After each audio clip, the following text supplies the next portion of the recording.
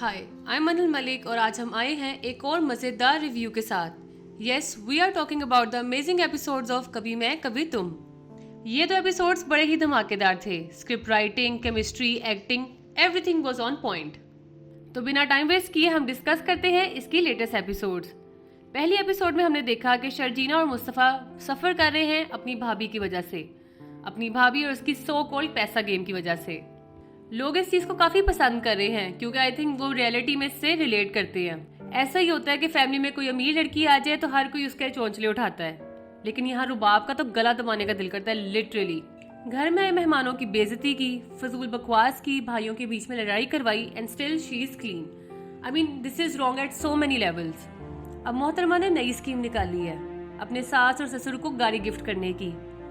खैर, उसने अपनी सास को कहा कि ये ले पैसे और उसको संभाल ले, और आगे से सासू माँ के तो क्या ही कहने हैं, उनका बस चले तो वो चांद तोड़ के अपनी बहू के लिए ले आई, मेरा मतलब प्यारी बहू के लिए ले आई। हमने गोल्ड डिगर शोहर सुने थे, गोल्ड डिगर बीवी, लेकिन ये गोल्ड डिगर सास, मतलब आई थिंक ये कोई बकरा ही पीस है। इतनी का कोई चालाक, खुशामद करने वाली और मक्खनबाज है ना ये औरत।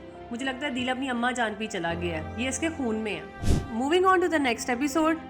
इस एपिसोड में शर्जीना और मुस्तफ़ा बहुत जलील हुए और मुस्तफ़ा को घर में रहने वाले हालात नहीं लग रहे थे and I think he was right in that. वो चुड़ैल इनको रहने देगी तो फिर ना।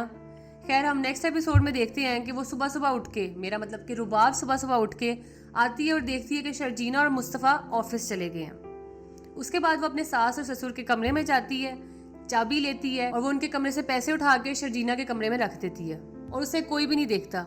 वैसे आई हैव अ फीलिंग कि अगर उसे कोई देख भी लेता, मेरा मतलब कि उसकी सास उसको देख भी लेती, तो फिर भी उसने यही कहना था कि मैंने तो कुछ नहीं देखा, और वो ये काम करके आराम से नाश्ते के टेबल पे जाके बैठ जाती है जहाँ पे उसकी सास ब्रेड पे कम और रुबाब को ज्यादा मक्खन लगा रही होती है। फिर शाम को बहन और बहनोई आते हैं और ये परफेक्ट टाइमिंग होती है रुबाब के लिए तमाशा लगाने के लिए।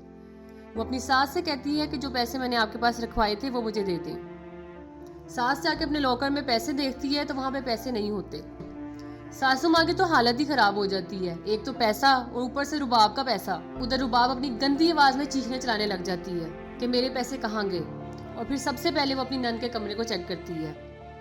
खैर, ये सीन इतने मजे का था कि वो सारा कमरा चेक कर रही होती है और उसकी नंद आके अपना बैग भी आगे कर देती है, अपना पर्स भी आगे करके कहती है कि ये लो, ये भी चेक कर लो।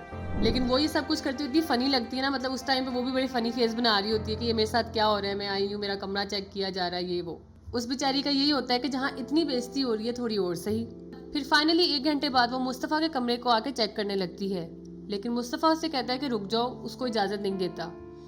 लेकिन यही बात उसके लिए बैकफायर करती है। लेकिन शर्जीना उसको कहती है कि तुम कमरा चेक कर सकती हो। वो बेचारी और क्या कहती फिर। लेकिन अदील और रुबाब को तो जैसे मौका मिल गया, उन्होंने इतने वहशियाना तरीके से उनका कमरा उजाड़ा और रुबाब यहाँ भी बाज नहीं आई। इधर भी उसको टॉन्ट कर रही है कि कभी अपना कमरा भी साफ करा लिया करो, इतनी डस्ट है। वहाँ दिल कर रहा था कि बंदा उसको कह दे कि अपना पोचे जैसा मुंह तो उधर रगड़ ले और साफ कर दे सारा कमरा। और फाइनली कैश मिल जाता है। रुबाब मुस्तफ़ा को जाके कन्फ्रंट करती है और उसको DIG की भी धमकी लगाती है और कहती है कि अगर उसने उससे माफ़ी ना मांगी तो वो उसको जेल भिजवा देगी। और बेचारे ससुर जी, वो इतने शरीफ है कि उन्होंने मुस्तफ़ा से कहा कि तुम माफ़ी मांग लो, लेकिन मुस्तफ़ा ने कहा कि मैं क्यों माफ़ी मांगू, भला वो माफ़ी मांगे भी क्यों, उसने कौन सी चोरी की थी। बस यही बात थी, उसने चोरी नहीं की थी तो उसने कहा कि मैं माफ़ी क्यों मांगू। उसने माफ़ी नहीं मांगी, लेकिन अब्बा जी से चपेट खा ली। द पेन इन मुस्तफ़ाज़ आइज़ के पल में पराया कर दिया, वो भी किसके लिए, वो सो कॉल्ड पैसे वाली भाभी के लिए। बट खैर कोई नहीं, अगर घर वाले ना सही तो शर्जीना तो है ना उसके साथ, उसका साथ देने के लिए। वो उसे पूछता है कि क्या वो चलेगी उसके साथ, तो वो उसे कहती है कि जहाँ वो जाएगा वो भी उसके साथ जाएगी। उन्होंने घर छोड़ने को ही बेहतर समझा और जाते जाते उन्होंने ये भी कह दिया कि अब ये सामान चेक कर लें, कहीं इसमें भी आपका कोई चोरी वाला सामान ना हो। किसी ने उनको नहीं रोका क्योंकि सब रुबाब की बातों में आए हुए थे।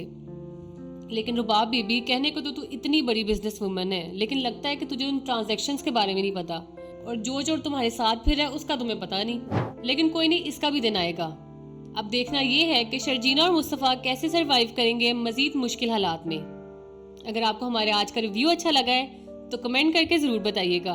For more videos like this, like and subscribe our channel and don't forget to press the bell icon. Allah Hafiz.